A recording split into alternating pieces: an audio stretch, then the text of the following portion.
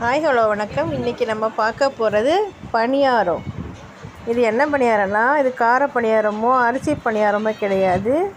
கோதுமை மாவில் செய்யக்கூடிய ஒரு இனிப்பு பணியாரம் இது. இதுக்கு நான் சும்மா கொஞ்சமாக ஈவினிங்கில் சாப்பிட்றதுக்காக கொஞ்சம் தான் செய்கிறேன். 1 கப்பு மாவு எடுத்திருக்கேன். அதுக்கு ஒரு 2 அச்சு வெல்லம். நமக்கு தேவையான அளவு போட்டுக்கலாம். இனிப்பெல்லாம் உங்களுக்கு எப்படி தேவையோ அப்படி போட்டுக்கலாம். நான் 2 அச்சு வெல்லம் போட்டிருக்கேன். இப்போ இதுக்கு அந்த வெல்லம் மூழ்கிற அளவுக்கு தண்ணி வச்சு அதை அடுப்பில் வச்சு மெல்ட் ஆக்கி அந்த வெல்லம் அதில் கரைஞ்சிட்டா போதும். பாகுபதம்லாம் எதுவும் தேவையில்லை. அதை கரைச்ச வெல்லத்தை வடிகட்டி நம்ம இதில் சேர்த்துக்கலாம். நம்ம வெல்லம் கரைக்கும் போதே 2 ஏலக்காய் தட்டி போட்டுக்கோங்க, நல்லா வாசனையாக இருக்கும். அப்புறம் இதுக்கு கொஞ்சம் தேவையான அளவு உப்பு கொஞ்சமாக போட்டால் போதும். உப்பு கொஞ்சம் போட்டால் தான் இந்த ஸ்வீட் வந்து நமக்கு எடுத்து கொடுக்கும். அதுக்காக தான் இப்போ நான் பணியாரக்கல்லை வச்சுட்டு அதில் குழி கொஞ்சம் தான் எண்ணெய், ஒவ்வொரு ஸ்பூன் அளவு தான் விடுறேன். நான் முன்னாடி ஒரு தடவை சுட்டப்போ ஆயில் நிறைய விட்டுட்டேன்னு எல்லோரும் கமெண்டில் போட்டாங்க, ஏமா இவ்வளோ எண்ணெயை விட்றீங்கன்னு. அது நம்ம எவ்வளோ எண்ணெய் விட்டாலும் சுட்டு முடித்த பிறகு அந்த எண்ணெய் மீதியே தான் நிற்கும். அதில் எவ்வளோ எல்லாத்தையும் உறிஞ்சிடாது அது. அதனால் இப்போ நான் கம்மியாகவே தான் விடுறேன்.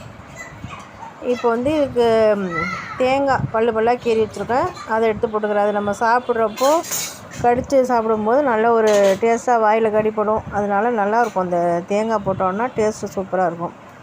துருவி போடாதீங்க. இந்த மாதிரி பல்லாக கெட்டு உருண்டைக்கெல்லாம் போடுவோம்ல, அந்த மாதிரி கீறி அதில் போட்டுட்டு வெல்லத்தை கரைச்சி அதில் ஊற்றி உப்பு ஏலக்காய் அவ்வளோதான். எல்லாத்தையும் நம்ம பணியார மாவு பதத்துக்கு கரைச்சிக்க வேண்டியதுதான். பணியார மாவுலாம் கொஞ்சம் தோசை மாவு மாதிரி இருக்கும். அவ்வளோதான். இப்போ அது எண்ணெயும் காஞ்சிட்டு எல்லா குழியிலையும் ஊற்றிடலாம். ஊற்றிட்டு ஒரு 2-3 தடவை திருப்பி விடணும். இதை ஏன்னா கொஞ்சம் சிம்மில் தான் வைக்கணும். எண்ணெயும் வேறு கம்மியாக வரணும்னா எண்ணெய் ஃபுல்லாக விட்டால் கூட டக்குன்னு வெந்துடும். இது நான் ஒவ்வொரு ஸ்பூன் எண்ணெய் தான் விட்டுருக்கேன். அது நான்ஸ்டிக்கு கல் தான். இது ஒவ்வொரு ஸ்பூன் தான் விட்டுருக்கேன். இப்போ அது ஒரு கொஞ்சம் பொன்னிறமாக ஆன பிறகு அப்படியே திருப்பி விடணும். மறுபடியும் ஒரு 2 தடவை. பாருங்கள், அந்த கலர் மாறிடுச்சு பார்த்திங்களா. இந்த டைமில் திருப்பி விட்டுறலாம். இதுவே எண்ணெய் நிறையா இருந்ததுன்னா உங்களுக்கு நல்லாவே வெந்துடும். எண்ணெய் கம்மியாக இருக்கிறதுனால கொஞ்சம் சிம்மில் வச்சு நீங்கள் 2 தடவை திருப்பி தான் எடுக்கணும்.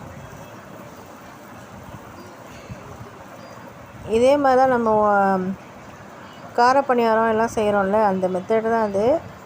இது ஈவினிங்கில் சாப்பிட்றதுக்கு குழந்தைங்க ஏதாவது கேட்டாங்கன்னா நான் இந்த மாதிரி செஞ்சுருவேன். ஈஸியாக டக்குன்னு வேலை முடிஞ்சிடும். வீட்டில் இருக்கிறது கோதுமை மாவு, வெல்லம், உப்பு, டேஸ்ட்டுக்கு கொஞ்சம் தேங்காய், அவ்வளோதான். தட்டாக செஞ்சிடலாம். அதை டேஸ்ட்டும் செமையாக இருக்கும். அதுதான் இப்போ நான் செஞ்சிகிட்ருக்கேன். இது இப்போ 2 ஈடு வரும்னு நினைக்கிறேன். நான் கொஞ்சம் தான் கரைச்சேன், 1 கப்பு போட்டு. இப்போ இது 1 கப்பே 12 குழி. இது 12 குழி ஃபுல்லாக ஊற்றிட்டேன். இன்னும் ஒரு ஈடு வரும்னு நினைக்கிறேன். இது அவ்வளோதான். இந்த பாருங்கள், கலர் நல்லா ஒரு கோல்டன் கலர் வந்துடுச்சு பாருங்கள். இப்போ நான் 2 தடவை இப்போ திருப்பிட்டேன். இப்போ குத்தி பார்த்தோன்னாலே தெரியும். குத்திட்டு நீங்கள் இப்படி எடுத்து பார்த்தீங்கன்னா அந்த கம்பியில் ஒட்டக்கூடாது. அது அந்த மாவு மாதிரி ஒட்டினதுன்னா உங்களுக்கு அது என்ன வேகலைன்னு அர்த்தம். ஒட்டலை. இனிமேல் அதை எடுத்துடலாம். மாவு மாதிரி ஒட்டுனுச்சுன்னா அந்த கம்பியில் கொஞ்சம் நேரம் விடுங்க. அப்படி தான் கண்டுபிடிக்கணும் இது வெந்துடுச்சான்னு. இப்போ இது வெந்துடுச்சு. எடுத்துடலாம். கம்பியில் எப்படி வரிசையாக குத்துனீங்கனாலே அழகாக வந்துடும்.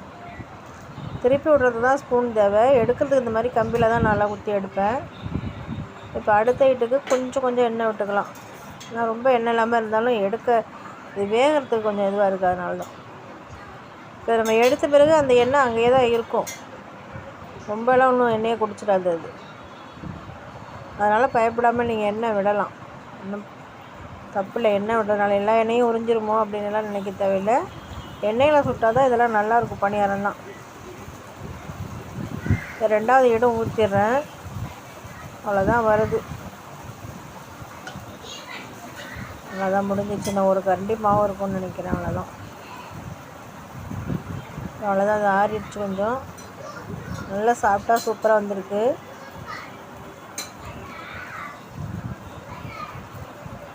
பாருங்கள், கலரும் சூப்பராக இருக்குது. எப்படி மெத்துன்னு இருக்குது பாருங்கள். சுடுது, என்னால் பிடிக்க முடியல, அழுத்தி காமிக்க முடியல, சூடாக இப்போ எடுத்ததுனால. இப்போ எடுத்துகிட்டு நான் என் பேர மருமகன் எல்லோரும் உட்காந்துட்டோம் சாப்பிட. பாருங்கள், கலர்ஃபுல்லாக சூப்பராக இருக்குது.